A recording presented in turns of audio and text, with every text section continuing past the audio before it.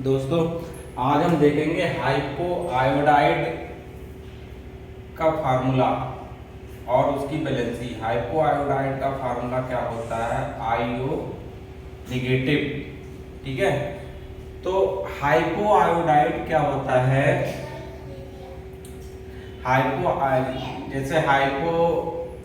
जैसे हाइपोक्लोराइड होता है, ठीक है, और हाइपोब्रोमाइड होता है,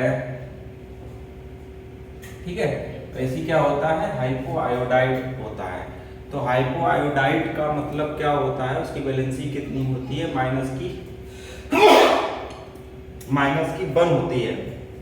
ठीक है, हाइपो आयोडाइड की वैलेंसी कितनी होती है? -1 होती है। उस पर कितना? -1 चार्ज होता है। तो आज हम देखेंगे जो हाइपो आयोडाइड है उसकी जो बैलेंसी है वो -1 क्यों होती है, और ये -1 चार्ज कैसे आता है, क्यों आता है।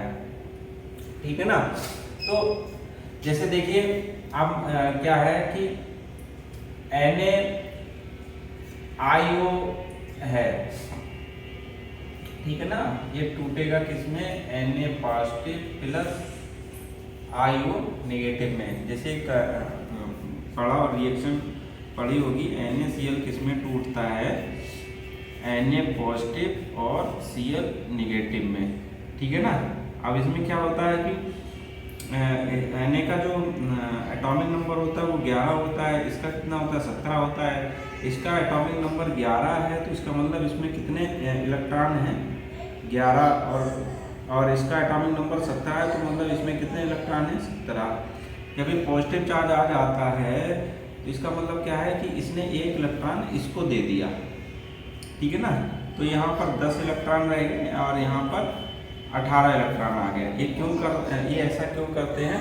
क्योंकि ये अपने पड़ोस वाली इनर्ट पीरियोडिक टेबल में जो शून्य समूह होता है उसमें वो इनर्ट गैसें होती हैं, उनके जो पड़ोस वाली इनर्ट गैस उसके बराबर क्या करना चाहते हैं? इलेक्ट्रॉन करना चाहते हैं, ठीक है ना। उसका इलेक्ट्रॉनिक कॉन्फ़िगरेशन प्राप्त करना चाहते हैं, तो स्टेबल होने के लिए। तो अब और कुल मिला के अपना ऑक्टेट कंप्लीट करना चाहते हैं, ठीक है ना। तो अब ऑक्टेट कंप्लीट करने के लिए वो इलेक्ट्रॉन दे भी सकते हैं, इलेक्ट्रॉन ले भी सकते हैं, ठीक है। तो इसके लिए आपको थोड़ा सा पीरियोडिक टेबल पढ़ना पड़ेगा। उसका एक बेसिक सा फंडा है कि कोई भी एटम है वो क्या करता है? अपने पड़ोस वाली इनर्ट गैस के बराबर इलेक्ट्रॉन करता है।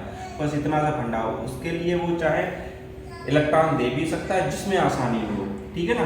अब सोडियम है, सोडियम को 1 इलेक्ट्रॉन आसानी से 1 इलेक्ट्रॉन देके अपने पड़ोस वाली इनर्ट गैस का इलेक्ट्रॉनिक विन्यास प्राप्त कर लेता है। और क्लोरीन क्या 1 इलेक्ट्रॉन लेके पड़ोस वाली इनर्ट गैस का इलेक्ट्रॉनिक विन्यास प्राप्त कर लेता है। तो अब ये चूंकि सोडियम 1 इलेक्ट्रॉन देता है तो उस पर 1 प्लस चार्ज आ जाता है और इलेक्ट्रॉन कितने रह जाते हैं? 10। क्लोरीन क्या 1 इलेक्ट्रॉन लेके अपना इलेक्ट्रॉनिक विन्यास पूरा करता है, इलेक्ट्रॉनिक कॉन्फ़िगरेशन पूरा करता है, तो उस क्या है? उसमें इलेक्ट्रॉन 1 बढ़ जाता है। तो वैसे ही ये भी है, माइनस चार्ज इसमें भी ऐसे ही आया है। जो आई और ऑक्सीजन का कंपाउंड है तो उसमें भी ऐसा ही कॉम्बिनेशन बैठा है। वो भी क्या करेगा? अपना ऑक्टेट कंप्लीट करेगा, ठीक है ना। अब देखिए, जैसे क्या है, आयोडीन है। आयोडीन का एटॉमिक नंबर कितना होता है? 53 होता है। तो इसमें इलेक्ट्रॉन कितने होंगे? 53 होंगे। जैसे पहली सेल में कितने इलेक्ट्रॉन होंगे? 2, 8, ठीक है, 18 और 7। इसके पहली सेल में कितने? 2 इलेक्ट्रॉन, दूसरी में कितने? 8, तीसरी में कितने? 18, चौथी में कितने? 18, पांचवी में कितने? 7, ठीक है। अब क्या है, आयोडीन जैसे आयोडीन है, आयोडीन के पहले वाली सेल में कितने? 2 इलेक्ट्रॉन होते हैं। दूसरी सेल में कितने? 8 इलेक्ट्रॉन होते हैं। तीसरी सेल में कितने? 18 इलेक्ट्रॉन होते हैं। चौथी सेल में कितने? 18 इलेक्ट्रॉन होते हैं, ठीक है ना। और पांचवी सेल में कितने? 7 इलेक्ट्रॉन होते हैं। तो कोई भी एटम होता है वो क्या करता है कि अपने पड़ोस वाली इनर्ट गैस के बराबर क्या करता है? इलेक्ट्रॉन करता है। तो और दूसरे शब्दों में समझिए कि वो क्या करता है? ऑक्टेट अपना कंप्लीट करता है। तो ऑक्टेट कंप्लीट करने के लिए क्या करेगा? इसमें क्या कितने इलेक्ट्रॉन होने चाहिए? 8 इलेक्ट्रॉन होने चाहिए। अभी कितने इलेक्ट्रॉन है इसमें?